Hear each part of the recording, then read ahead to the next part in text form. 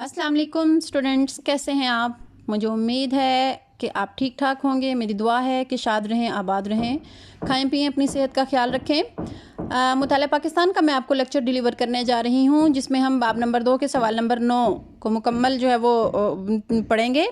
तो चलते हैं अपने लेसन की जानिब। बाब नंबर 2 का सवाल नंबर 9 है हमारा, लीगल फ्रेमवर्क ऑर्डर 1970 का जायज़ा पेश कीजिए।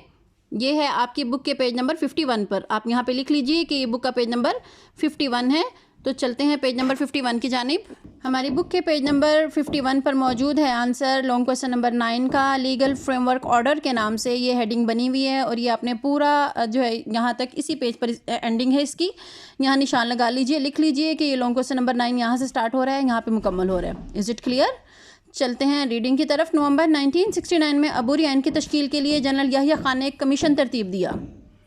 अब थोड़ा सा रिव्यू कर लें। हमने 1962 का जो पढ़ा था क्वेश्चन, उसमें आपने एंडिंग वाली जो लाइन थी, बिल्कुल आखिरी लाइन, उसमें देखा था कि इन हालात के पेश नज़र एक दफ़ा फिर मुल्क में मार्शल लॉ नाफिज कर दिया गया। 25 मार्च 1969 को जनरल आगा मोहम्मद याहिया खान ने हुकूमत संभाली और 1962 के आइन को ख़त्म कर दिया। ठीक है, जनरल अयूब खान ने 10 साल तक तकरीबन जो है ना वो हुकूमत की।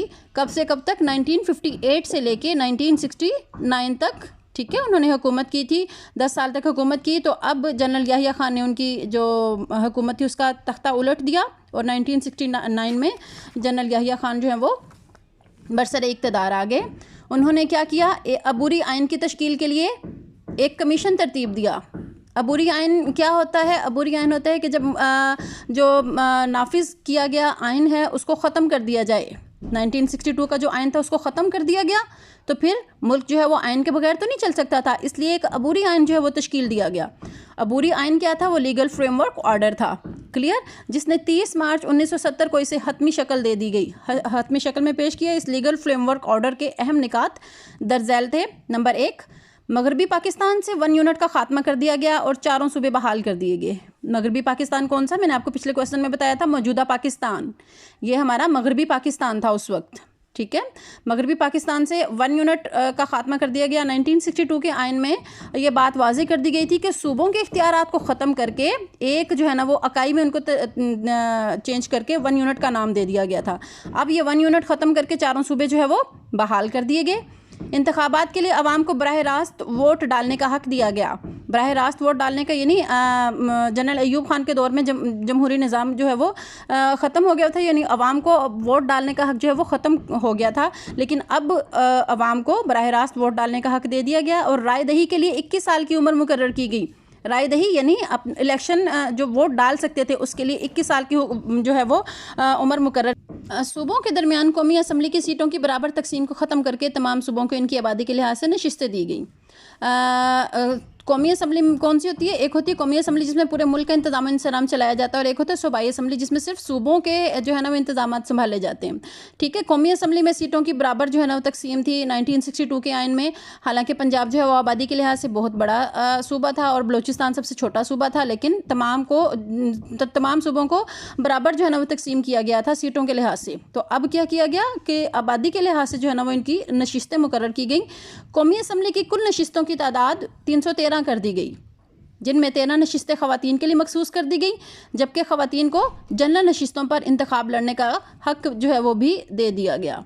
क्लियर? यानी 313 जो है वो पूरे मुल्क में से 4 सूबों में से जो है ना वो सूबों के आबादी के लिहाज से नशिस्तें जो है वो मुकर्रर की गई। नंबर 4 है, इंतखाब लड़ने के लिए उम्मीदवार की उम्र कम अज़ कम 25 साल मुकर्रर की गई। यानी जो भी इलेक्शन में हिस्सा लेना चाहे, इलेक्शन लड़ना चाहे, उसकी उम्र 25 साल है, और जो वोट देना चाहे उसकी उम्र कितनी थी? 21 साल मुकर्रर की गई। क्लियर? अगर नई कौमी असम्बली 120 दिनों के अंदर नया आइन बनाने में नाकाम रही तो असम्बली ख़त्म हो जाएगी।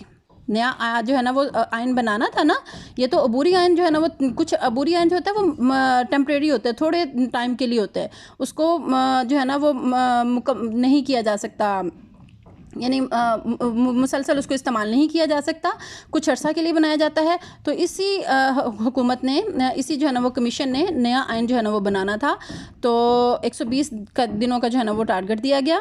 इन तमाम नकात के अलावा लीगल फ्रेमवर्क ऑर्डर 1970 में मुस्तकबिल के आइन के लिए एक पॉलिसी तश्कील दी गई। جس کے مطابق ملک کا آئین وفاقی طرز کا ہوگا. وفاقی طرز یعنی جس میں وفاق کو، مرکز کو جو ہے نا وہ اختیارات حاصل ہوں گے. مرکز کہتے ہیں پورے ملک کی حکومت کو. ٹھیک ہے. ملک کا نام اسلامی جمہوریہ پاکستان ہوگا، وہ تو فائنل تھا. آئین میں اسلامی نظریات اور جمہوری اقدار کو مد نظر رکھا جائے گا. شہری اپنے بنیادی حقوق کا آزادی سے استعمال کر سکیں گے، یعنی شہریوں کے جو بنیادی حقوق تھے ان کو وہ دیے گئے، ان کے جو حقوق ہیں وہ ضبط نہیں کیے گئے. عدلیہ کو انتظامیہ سے آزاد رکھا جائے گا. جو وکیل ہیں، عدالتیں جو ہیں وہ سیاست سے بالکل الگ رہیں گی، ان کا سیاست سے کوئی تعلق نہیں ہوگا. صوبوں کو خود مختاری دی جائے گی، ہر صوبہ اپنے اپنے جو ہے نا وہ انتظام کا خود مختار ہوگا. صدر کے پاس اختیار ہوگا کہ آئین کو اس وقت تک منظور نہ کرے جب تک اوپر بیان کردہ نکات آئین کا حصہ نہ ہو، یعنی جو یہ بیان کیے گئے ہیں یہ والے نکات یہ آئین کا حصہ نہ ہو، صدر اس وقت تک اس آئین کو منظور نہیں کرے گا. اور صدر کے پاس آئین کی ترمیم کا اختیار ہوگا اور اس کو کسی عدالت میں چیلنج نہیں کیا جا سکے گا. ٹھیک ہے. یہاں تک آپ کا لانگ کوسچن نمبر 9 مکمل ہوا. مجھے امید ہے آپ کو اس کی اچھے سے سمجھ آ چکی ہوگی. آپ نے اس کو اچھا سا جو ہے نا وہ یاد کر لینا ہے. Okay, take care.